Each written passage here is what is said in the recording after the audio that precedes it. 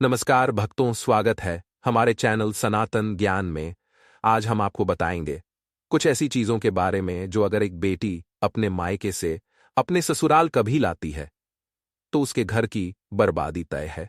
लेकिन उससे पहले आइए जानते हैं कुछ ऐसी गलतियों के बारे में जो अगर आपके घर में भी मौजूद हैं तो इन्हें तुरंत सुधार ले, वरना ये आपको कंगाल कर सकती है। दोस्तों, आपने वास्तु के बारे में तो सुना होगा।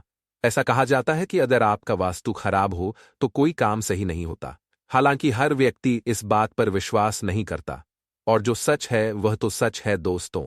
कई बार हमारी कुछ गलत आदतें हमें कई तरह की समस्याओं में डाल सकती है। यदि हमें इनके बारे में पहले से ही पता हो तो हम आने वाली समस्याओं से बच सकते हैं।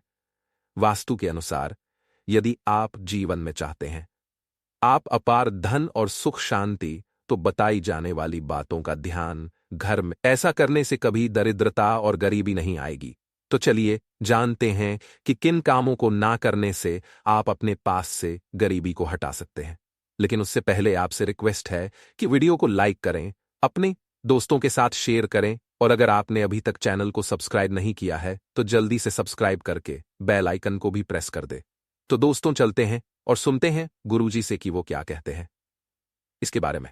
दोस्तों, अगर आप अपने बेडरूम में दरवाजे की तरफ पैर करके सोते हैं तो ये वास्तु के हिसाब से बिल्कुल सही नहीं है।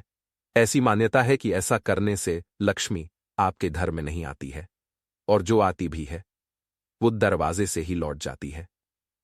आपको तकिए या सिर के नीचे में, बेड के सामने व पीछे घड़ी रखकर नहीं सोनी चाहिए। इससे इंसान का दिमाग नकारात्मक सोचता है और उसके पास कभी लक्ष्मी नहीं दिखती। इसी तरह आपका बेड भी आपके लिए वास्तु का एक उदाहरण पेश करता है।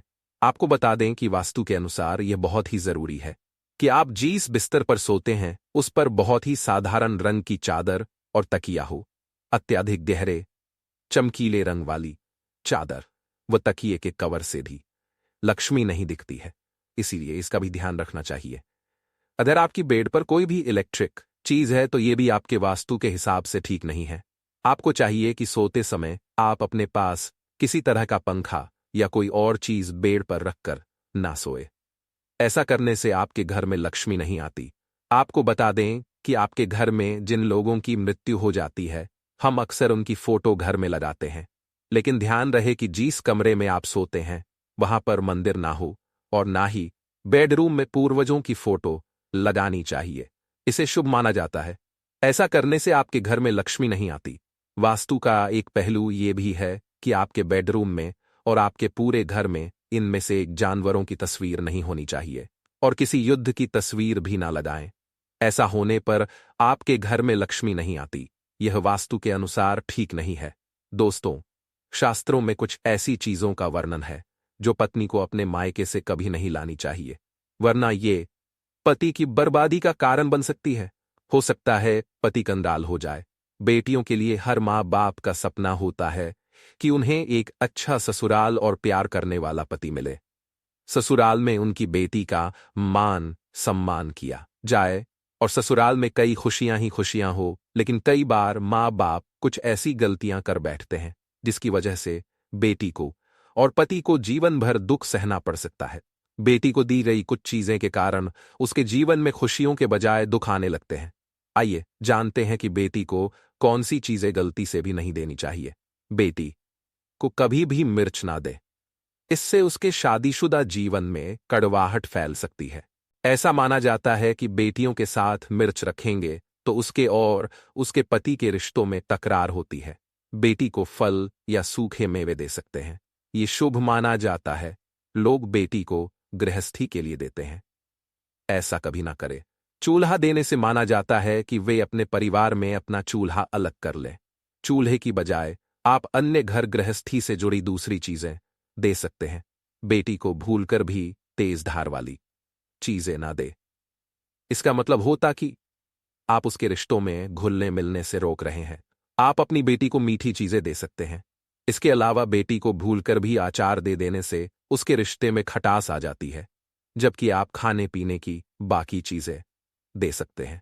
दोस्तों, अगर किसी पति को लगता है कि आपको आपके मायके से वो सामान नहीं मिलता है जिसके आप हकदार हैं और अब वही मान सम्मान पाना चाहते हैं, ये अगर किसी पत्नी को लगता है कि आपके पति की इज्जत आपके घर वाले नहीं करते हैं, तो आप ये बेहद सरल उपाय कर सकते हैं।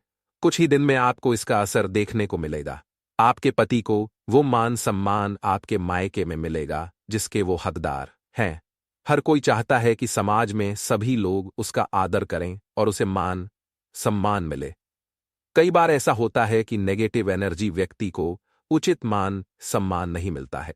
वहीं ज्योतिष में कुछ कैसे उपाय बताए गए हैं जिनके कारण व्यक्ति को मान सम्मान, धन और नौकरी आदि सभी समस्याएं खत्म हो जाती है। साथ ही काफी लोग आपका आधार भी करने लगते हैं। तो आइए जानते हैं कुछ ऐसे उपायों के बारे में।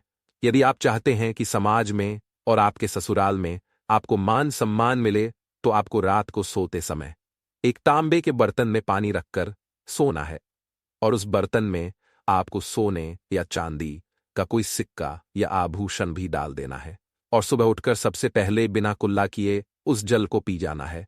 ऐसा करने से व्यक्ति को उचित मान सम्मान की प्राप्ति होने लगती है। साथ ही इस उपाय से जितना भी तनाव आपके जीवन में है वो भी समाप्त हो जाता है। रात को सोते समय अपने पलंग के नीचे एक बर्तन में थोड़ा सा पानी रखें और सुबह वो पानी घर के बाहर फेंक दें।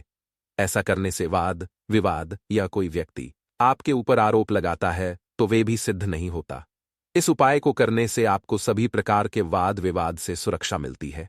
इससे आपके ऊपर जितनी भी नकारात्मकता है या अगर घर में नकारात्मकता है, वो सब इस पानी के द्वारा घर से बाहर निकल जाएगी।